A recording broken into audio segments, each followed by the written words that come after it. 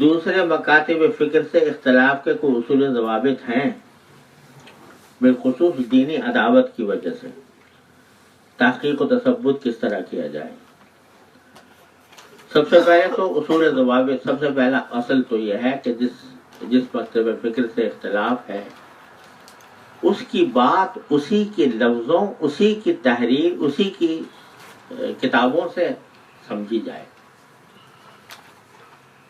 اور جو عام طور پر زبازد ہوتی ہیں کہ انہوں نے یہ کہا ہے، انہوں نے یہ کہا ہے، اس پر بھروسہ نہ کیا جائے، کیونکہ یہ ہمارے ہاں ایک بیماری ہے کہ جب کسی مسلک سے اختلاف ہے تو پھر اس کے ساتھ خون حلال ہے، مطلب یہ کہ اب وہ جو چاہو اس کی طرف منسوب کر دو، تو اس کی طرف منسوب کر دیتے ہیں ایسی باتیں جو حقیقت میں اس نے نہیں کہی ہوتی، اس کی وجہ سے غلط فہمی پیدا ہوتی ہے، اس سے بہتان ترازی ہوتی ہے، غلط بات کہی جاتی ہے، اس کی طرف منسوب کی جاتی ہے، جب تک تحقیق و تثبت نہ ہو جائے کہ انہوں نے وہ بات کہی ہے تو اس وقت تک فتویٰ نہیں دینا چاہیے۔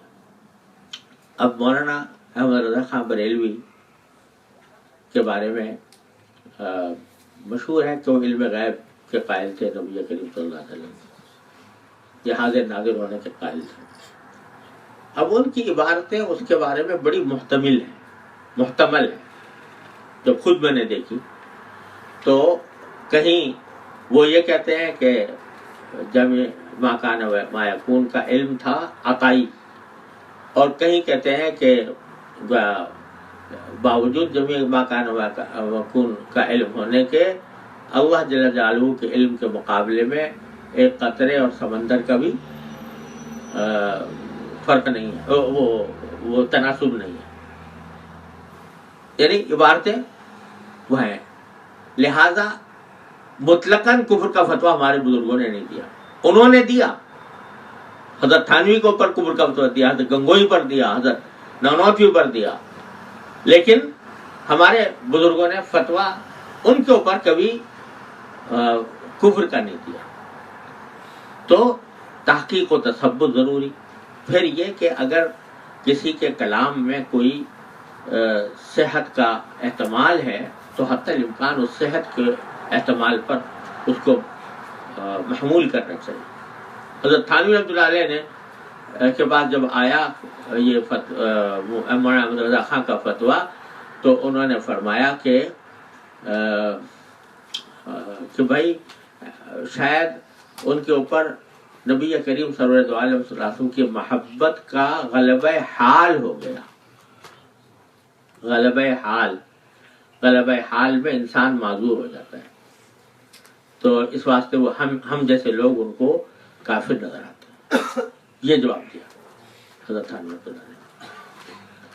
تو یعنی پہلے تثبت، تثبت کے بعد جو ہے اس کو عداوت کے درجے تک نہ پہنچائے۔ یہ دینی عداوت جو لکھا ہے، عداوت کسی کے عقیدے سے اور کسی کے انسان سے نہیں ہوتی، کسی گناہگار سے نہیں ہوتی، کسی مبتدع سے نہیں ہوتی، یہاں تک کہ کسی کافر سے نہیں ہوتی۔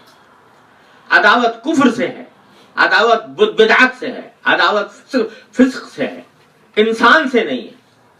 اس کے اوپر رحم کھایا جاتا ہے، اس کے اوپر ترس کھایا جاتا ہے کہ یہ غلط راستے پر چلا گیا، یا اللہ اس کو، وہ ایک بیمار ہے، بیمار پر غصہ نہیں کیا جاتا، بیمار سے دشمنی نہیں کی جاتی، بیمار سے محبت کی جاتی ہے، ترس کھایا جاتا ہے۔ لعلک باخع نفسک علی الا یکونوا مؤمنین، نبی کریم صلی اللہ علیہ وسلم کا اس کو ہی ہے۔ لہذا یہ جو ہے اس کی وجہ سے جو چاہو کہتے رہو، خیر جو ہمارا مخالف ہے کسی مسلک کے اعتبار سے اس کو جو چاہو کہتے رہو، یہ حلال نہیں ہے۔ حجاج بن یوسف رحمۃ اللہ علیہ، حجاج بن یوسف کے بارے میں حضرت ابراہیم النخعی ہے یا کون سے بزرگ ہیں، مجھے نام سے یاد نہیں آ رہا، کسی مجلس میں وہ کہہ رہے تھے کہ جی انہوں نے حجاج بن یوسف نے یوں کیا یوں کیا یوں کیا. تو انہوں نے ٹوکا اور کہا کہ یہ مت سمجھنا کہ حجاج بن یوسف اگر اتنے انسانوں کا قاتل ہے اور اس کا بدلہ لیا جائے گا تو اگر اس سے قتل کا بدلہ لیا جائے گا تو اس پر جو تم بہتان باندھ رہے ہو یا بلا وجہ غیبت کر رہے ہو اس کا بھی تم سے حساب ہوگا. لہذا تحقیق و تثبت ہو اور ساتھ میں جو چیز جس درجے میں ہے اسی درجے میں اس کو رکھا جائے. بزرگ ان کا مقابلہ اس طرح ٹھن کر نہیں کیا جاتا. اب کیا بتائیں یعنی ہمارے بزرگوں نے کیا کچھ کیا ہے. حضرت شیخ الہند رحمۃ اللہ علیہ کے اوپر بھی فتویٰ کفر کا فتویٰ جاری ہوا. تو جس شخص نے کفر کا فتویٰ لکھا تھا اس کے جواب میں حضرت کے متعلقین میں سے مریدین میں سے ایک شخص نے 2 شعر لکھے فارسی کے. شاعری کے اعتبار سے اور ادبی اعتبار سے لاجواب شعر. وہ یہ تھے کہ مرا کافر اگر گفتی غم نیز، مرا کافر اگر گفتی غم نیز، یعنی مجھے اگر تم نے کافر کہا تو کوئی غم نہیں ہے. چراغ کذب را نبت فروغ، جھوٹ کا چراغ کبھی جلا نہیں کرتا. مسلمانت بخانم در جوابش، اس کے جواب میں تمہیں مسلمان کہتا ہوں. کیوں کہ دروغ را جزا باشد دروغ، کہ جھوٹ کا بدلہ بھی جھوٹ ہوتا ہے. سمجھے کہ نہیں؟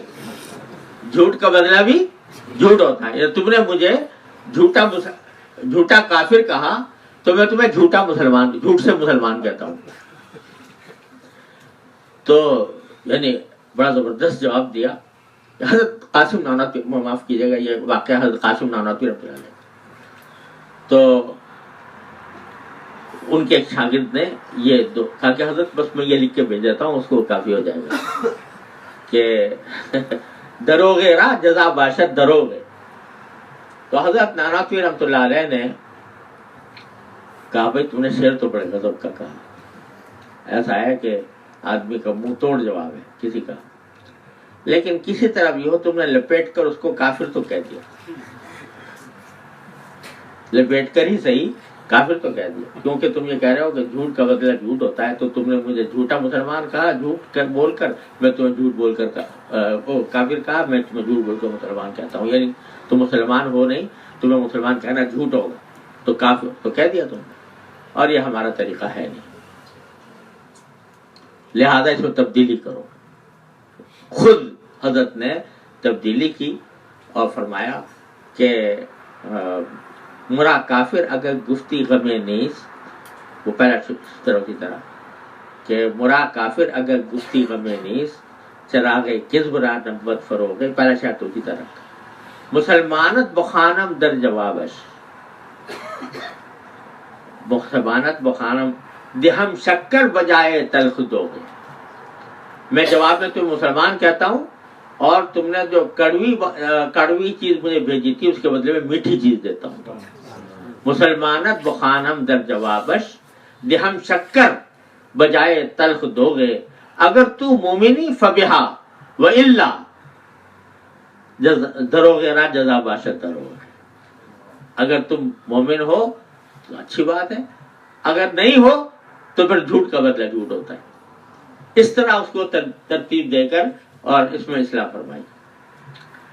تو ہر چیز نپی تلی ہے. ہمارے بزرگوں کا جو سرخ جو اصل مزاج ہے کہ ہر کام نپا تلا ہے، ادھر ادھر افراد و تفرید میں نہیں ہے. لہذا جس کا جس درجے میں ہو اسی درجے میں رکھو. اور پھر اگر کہیں مشترک کام کے لیے ملنا پڑے تو کوئی رکاوٹ نہ ہو، ساتھ بیٹھنے میں رکاوٹ نہ ہو، ایک ساتھ مل کر کام مشترک مقاصد کے لیے کام کرنے میں